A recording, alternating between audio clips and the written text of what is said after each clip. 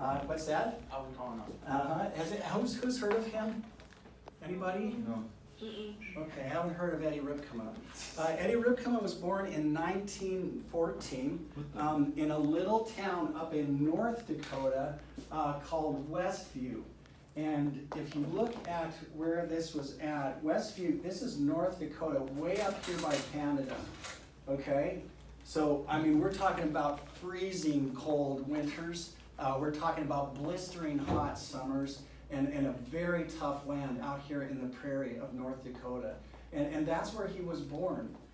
His family lived in a little sod hut. Okay, they would take dirt and mud and straw and make these mud bricks, build it up, and then try to put a roof over it to keep it dry. And it was a big family. I think there were 5 kids in that family. And it actually went pretty well. Eddie's mother was a very caring and giving person. All the neighbors, she was always helping out people. But you have to recall, though, this is not like a normal place to live. I looked up Westview, or Westfield, and even today there's 76 people in the whole town, okay?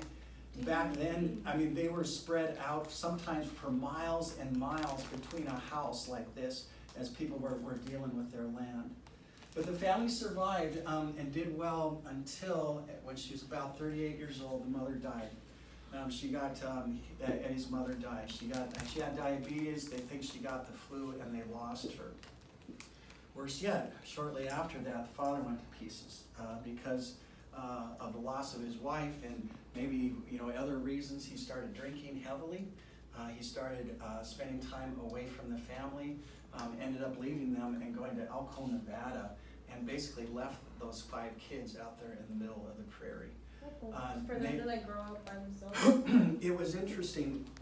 Yes and no. They were basically on their own and had to figure it out, but they were part of a community. They went to one of those these are little kids. The sister was 16, she's the oldest, and then all the way down.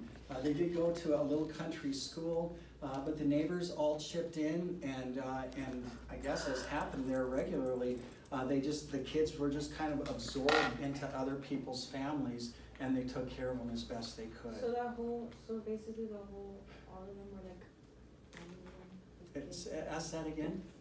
All those neighbors were the kids' family? I don't know exactly for sure. A lot of this history was never talked about. And that's what's interesting about Eddie is if you look at his characterization, he was a man of action, but he didn't talk much about what had happened and all that they went through. And so a lot of that history is not known to us. But they somehow made it, and they survived, and this is why Eddie's my hero, is that he made a vow to himself that his family was going to be different. That although his dad basically fell to pieces and left them, that he would never do that, and that he was going to make a better future for his family and for his family's family. And so he did. Right before World War II, he moved to a little town called Deadwood, South Dakota. It's a gold rush town in the Black Hills. And he started a tire shop there where he retreaded tires during World War II. Took old tires, stripped them off, glued on new treads so that they could be used again.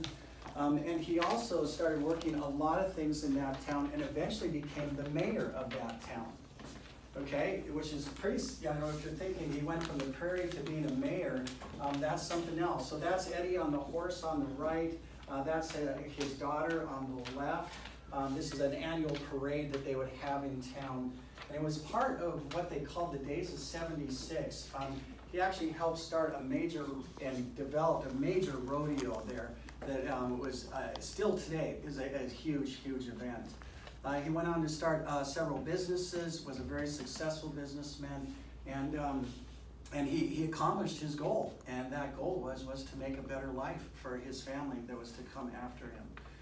And so that's a picture of him on a horse at the Days of 76. Now this is a close-up of him. If you notice his belt buckle, the little belt buckle right there. You have it. So, yeah, I noticed anything interesting about his belt buckle? So You have the same one. this is his belt buckle. Oh shit. So Eddie Rypkema is my grandpa. Oh!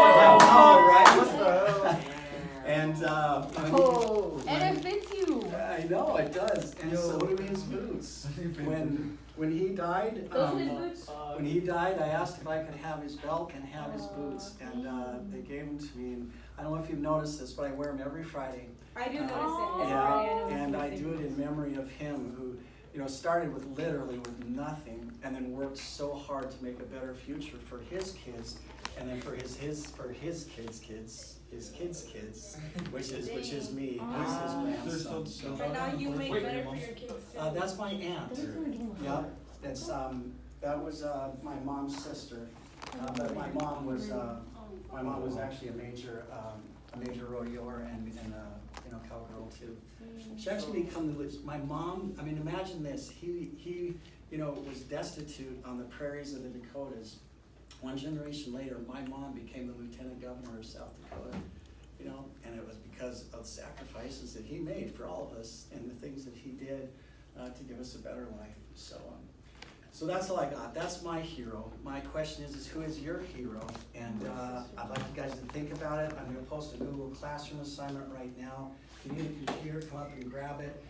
And I'll give you a chance to write and give me a character profile of your hero. Everyone get a round of applause to Mr. Hillard.